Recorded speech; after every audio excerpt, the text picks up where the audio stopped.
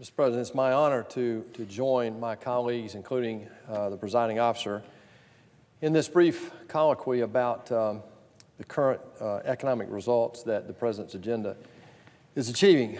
I'd like to put it in perspective, though. Just a little bit over 2 years ago, we had suffered through 8 years of probably the most onerous increase in big government regulatory reform that we had ever seen. These regulations were so onerous, they basically shut down free enterprise for a decade. Add to that a tax environment that was not competitive with the rest of the world, and the result was that we had the lowest economic growth in United States history, 1.6 to 1.9%, depending on who you believe. Regardless of that detail, it was absolutely uncontested that that was the lowest economic growth in United States history. Well, there was no secret behind that, Mr. President. Actually, in 2009, when the last administration started, the economy was at a low point because of the financial crisis, and so they started from a very low point to start with. So it's even more draconian than the numbers indicate. 2 weeks after President Trump was elected, I was included in a leadership meeting in the White House to talk about how we're going to achieve the President's #1 objective, and that was to grow in the economy. He said job one during the election, and indeed in that meeting, job one was to grow the economy. We had to put people back to work. We had to get enthusiasm back. We had to get confidence in the U.S. economy again and in each other. In that meeting, we outlined basically what was required to do that. President Trump gave us his vision of what we had to do. We wanted to work on regulations, energy, taxes, and indeed pull back on as much of the Dodd-Frank bill as we could. And those things in the first year were intended to get the economy jump-started. Then in the second year, we were supposed to talk about immigration, infrastructure, and trade. Now, history will show that in the first year, more than 870 regulations were reversed. We unleashed our energy potential in 2 major projects, ANWR in Alaska and the Keystone Pipeline. And those benefits are even yet to come, Mr. President. Thirdly, we passed a historic tax bill that made the United States more competitive with the rest of the world. We lowered the corporate tax rate. We changed the individual tax structure. We eliminated the repatriation tax. Mr. President, the next thing was so important. We actually passed a bipartisan bill that pulled back on the most draconian parts of the Dodd-Frank bill. Now, the Dodd-Frank bill was a knee-jerk reaction for the financial crisis in 2008 and 2009. And it really did put regulations in place that pulled back on the banking industry in many ways. Now, some of those, we might argue, were required. Certainly, on the money banks in New York, some things were needed. I would argue not the full breadth of what Dodd-Frank did, but that's an argument for another day. Last year, we got 17 of my Democratic colleagues in this body to agree that a minor adjustment in the Dodd-Frank bill would make a tremendous difference for small community banks and regional banks. Mr. President, what this did, and we did that, we passed that with 17 votes from the other side. What this did in aggregate was to free up somewhere around $6 trillion back in the economy. And that's real money when you're talking about a $21 trillion economy, Mr. President. Now, not all of that has flowed back in yet, but here's what happened. $2 trillion on the Russell 1000 balance sheets. These are our largest public and private companies, had the largest balance sheets in their history, had about $2 trillion on their balance sheets. Second, we had about $2 trillion on bank balance sheets of community banks and regional banks because of Dodd-Frank.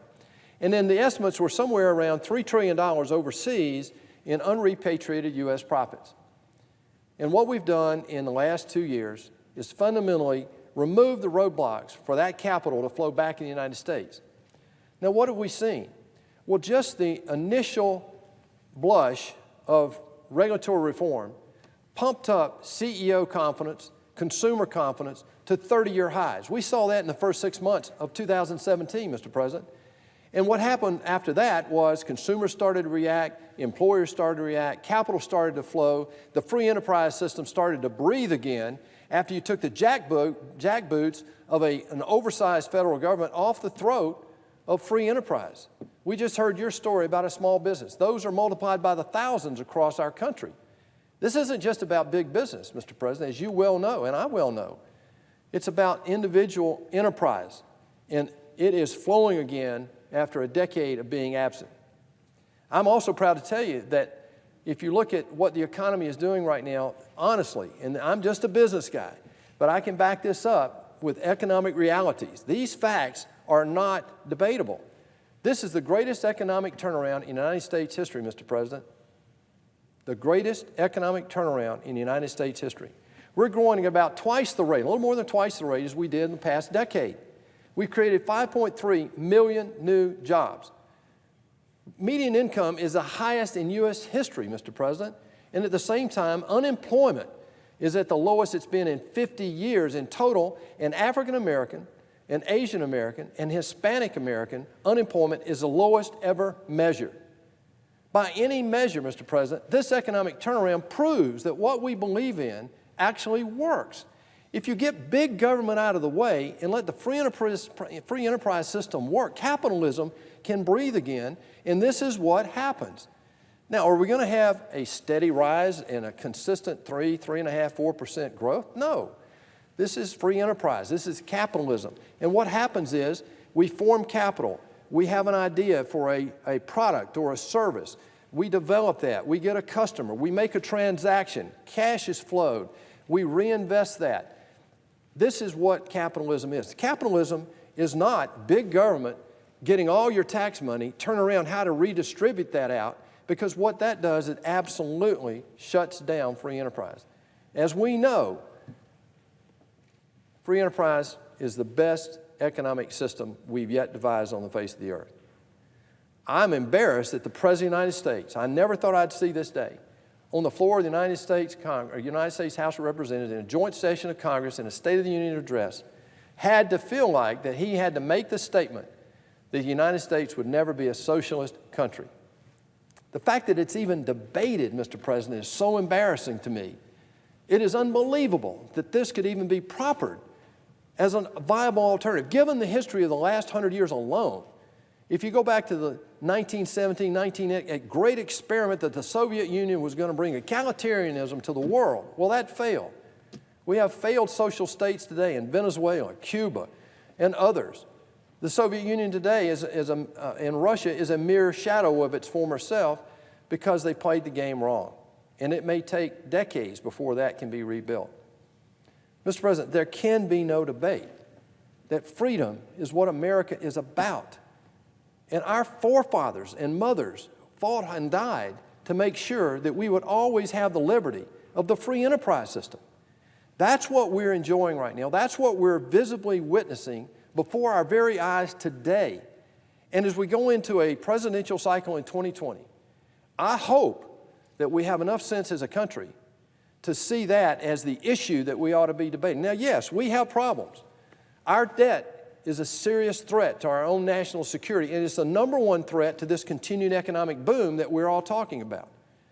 We have $21 trillion of debt. What's worse than that is that over the next 10 years, no matter what we do in terms of discretionary budget, Congress will add another $10 trillion to the debt. Unless we do something to save Social Security, Medicare, and Medicaid, it's as simple as that, Mr. President. We're actually spending about the same or a little bit less than we were in 2009 in terms of discretionary spending, but that's really less than a third of what we spend as a federal government. The mandatory side of that equation never gets debated in this body. It's automatic. It's mandatory. It's an automatic withdrawal, just like a house payment, a car payment, an insurance payment in a private budget. There's no doubt in my mind, Mr. President, we can solve every one of these. America is not bankrupt. We have more assets than we have liabilities. We have all the wherewithal in the world to solve our long-term debt problem.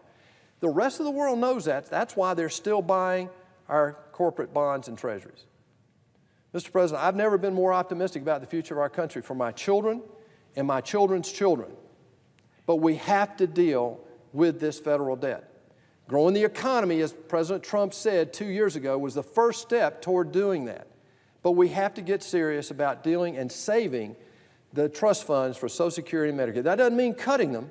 It means finding a viable financing way to make them viable indefinitely. And there are so many ways to do that. Mr. President, I'll close with this. It seems to me that what is at stake here is the very republic that we're talking about. What are we going to be in the next 100 years? I would submit to you that the evidence is before us right now that one thing that we have to be in order to protect the freedom of our country is to remain committed to the free enterprise system that we all have built this economic boom upon, that has been the greatest economic boom since World War II in the history of humankind. Mr. President, I implore both sides here to put the political differences aside and let's get to funding this government on time, which this Congress has only done 4 times in the last 44 years. Congress has actually shut the government down, Mr. President, including this last one, 21 times. This is totally unacceptable and unnecessary. So I just think that with a bipartisan approach, we know that there are so many places of agreement that we can begin to do that. And I ask for everybody's forbearance and patience and willingness to engage in a bipartisan way to actually deal with some of these life-threatening issues that we see before us. And as we do that, I hope that we can end the debate once and for all about what really works here. Lower taxes, less regulation. Certainly you have to have controls to make sure we have a level playing field for everybody in the United States. But this onerous, top-down driven, controlling big government policy just does not work. And we've proven that in the last decade and in other decades in the last 100 years. Mr. President, it's an honor to be in the United States Senate. It's an honor to be an American. I never took that for granted, having lived outside the United States. And I can promise the members of this body that what we have right now is not a false positive. What we have is evidence that capitalism works, the free enterprise system works, and if we want to protect our liberty, we have to continue to develop that system. With that, I yield the floor.